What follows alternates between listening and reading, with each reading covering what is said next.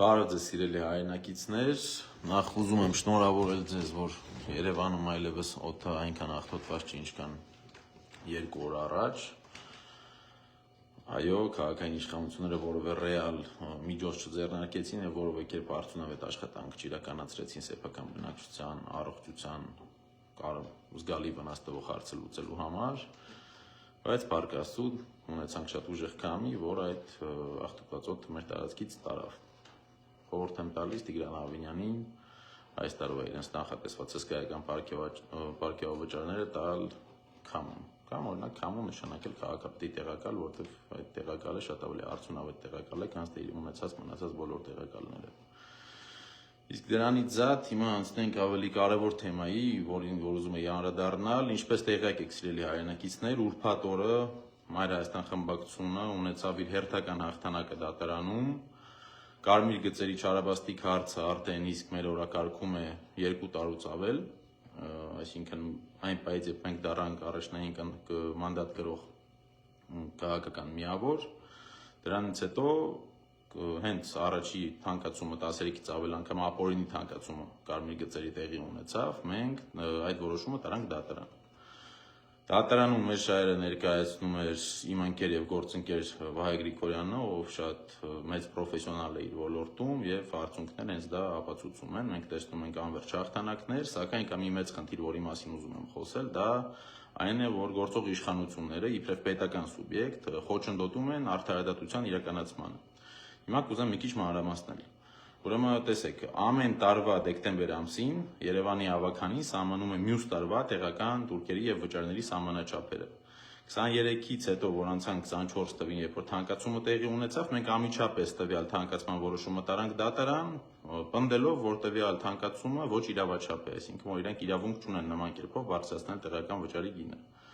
Դրանից հետո տեղի ունեցավ մի երկար գործընթաց, 9 ամիս հետո մենք վերջապես ստացանք մեր հաղթական վճիռը եւ քաղաքային իշխանությունները առհամարելով այն փաստը, որ բողոքարկելու իրավունքը դա անձի իրավունքն է եւ պետությունը չպետք է չարաշահի այդ իրավունքը, որովհետեւ աբսուրդային է տեսնում ես պետություն, որը ինքն իր իսկ դատարանի կայացրած որոշումները անընդհատ բողոքարկում է։ Բյուջեի թվերը եթե ստուգենք 24, 25, 26 թիվ, տեսնում ենք մի պարզ պատկեր, որում որ ակնհայտ է, որ քաղաքային իշխանությունները ամեն տարի բարձրացնում են բյուջեով այն գումարը, որը որ նախատեսել են իրենց դեմ կայացրած դատարանի հաղթական որոշումները բողոքարկելու համար։ Սկզբում 150 միլիոններ, հետո դառավ 180 միլիոն, հիմա 195 միլիոն, ամեն տարի բարձրանում է։ Այսինքն Տիգրան Ավինյանը չի ուզում անի հետևություն, որ իրենց աշխատանքի իրավական առումով շատ անփույթ եւ սխալ է եւ ապօրինի է եւ իրականացնել սեփական սխալների ուղում։ Դրա տեղը նրանք նախընտրում են պարզապես անընդհատ բողոքարկել, մինչեւ կընկնի մի նիկոլական դատավորի ձեռք եւ իրենց ուզած վճիռը տեղի կունենա։ Հիմա 24 թվի դատական վճիռը մենք ստացանք, հաղթեցինք, իրանք դա բողոքարկեցին, 25-ին ստացանք, եւս բողոքարկեցին եւ ինչ էր տեղի ունենում, սիրելի հայրենակիցներ, այն էր տեղի ունենում, որ դատարանը ի սկզբանե ասեց, որ Տիգրան Ավինյանի ստորագրությամբ լիազորված անձը իրավասու չէ դատարանում ներկայացնել Երևան քաղաքի ավականին իբրև սուբյեկտ, այդ իսկ պատճառով 24 թվի մեր հաղթանակած վճիռը, երբ որ նրանք տարան վերաքննիչ եւ վճռաբեկ, վերադարձ ստացան։ Եվ միտումնավոր, սա շատ կարևոր է, միտումնավոր այս մարտիկ այդ լիազորագիրը չհանեցին այդ պահին։ Իրանք հասկանալով, գիտակցված, որ կա տվյալ խնդիրը, այդ խնդրի շրջանակներում մաքսիմալ ժամկետը օգտագործեցին, տարի կես, 2 տարի անցավ, նոր որ արդեն հասկացան այլ տարբերակ չկա, գնացին ստացան այդ լիազորագիրը, բնականաբար չզեկուցվող հարցով քվեարկեցին, անցկացրեցին եւ արդեն իսկ հիմա այդ լիազորագրով կրկին որ 25 թվինը տարան վերաքննիչ կրկին պարտվեցին։ Դատարանը որոշել է վճիռը թողնել անփոփոխ։ Ինչն է հետաքրքիր, մեր դատական ստրուկտուրան այնքան եւ համակարգը այնքան լավ եւ արդյունավետ է աշխատում փակագծերի մեջ, որ 24 թվի հաղթանակած վճիռի վերաքննիչի ընթացքը սկսել է ավելի շուտ, քան 25-ինը, բայց 25-ի պատասխանը ունենք, իսկ 24-ինը առ այսօր չունենք։ Այսինքն մենք ապրում ենք մի պետության մեջ, որտեղ որ դատական համակարգը միշտ գործում է ի վնաս ընդդիմադիրներին։ Այսինքն մենք ու գիտենք բոլորս, թե հոգևորականների, թե մնացած քաղաքապետարների գործերով գիտենք, որ կան կամակատար դատավորներ, բայց այո, նաև գիտենք, որ կան արդար դատավորներ։ Եվ Մայր Հայաստան խմբակցության վախտը բերել էր վարչական դատարանում 2 գործով էլ կոլեգիալ նիստերում 5-5 վարչական դատարանի դատավոր կայացրել են արդար վճիռ, որը քաղաքային իշխանությունը թույլ չի տալիս, որպեսզի ստանա օրենքի ուժ, որտեղ օրենքի ուժ ստանալու պարագայում նրանք պարտավորված են լինելու վերադարձնել ամբողջ գումարը քաղաքացիներից, այսինքն 1.4 միլիարդը, որը նրանք գողացել են քաղաքացիներից, իրենք փաստացի հիմա ամեն ինչ անում են, որպեսզի չվերադարձնեն։ Մոտեցումը մեր հետևյալն է, պետք է հիշեցնենք մեր քաղաքացիներին, որ Երևանցին ՔՊ հանրապետություն իշխանություն Երևան քաղաքի համար չի ընտրել, դա բացառապես տեղի է ունեցել մանդատակողության արդյունքում։ Այն քաղաքական միավորի ղեկավարը, որ ՔՊ-ին եւ ոչ միայն ամեն ինչ հայոյելով եկավ, ստացավ այդ 10 մանդատը կամ 6 մանդատը, այդ մարդիկ ճամբարափոխություն արեցին եւ արդյունքում Տիգրան Ավենյանին սարքեցին քաղաքապետ, հետո նաեւ քվորում ապահովեցին, որպեսզի այս բոլոր ապօրինի թանկացումները տեղի ունենան։ Հիմա ո՞րն է մեր դիրքորոշումը, սիրելի հայրենակիցներ։ Այս դեկտեմբերին կրկին լինելու են իսկ ամսի 23-ին, որով որ կրկին տեսնում ենք, որ ՔՊ-ն անտեսում է դատարանի արդար վճիռների եւ կրկին բերում է այդ նույն թանկացած սահմանաչափերով ավտոկայանատեղիների վճարման գինը։ Միակ լուծումը դա տվյալ նիստին չմասնակցելն է, այսինքն տվյալ նիստին մասնակցելը խնդիր չէ, խնդիրը տվյալ հենց նախագծի քվեարկությանը քվորում չապահովելը, այդ իսկ ձևով ցույց տալ, որ մենք դեմ ենք այս թանկացմանը եւ այս ապօրինությանը, այսինքն եթե մենք ապրում ենք մի պետության մեջ, որտեղ որ A իշխանությունը որպես սուբյեկտ բերում է մի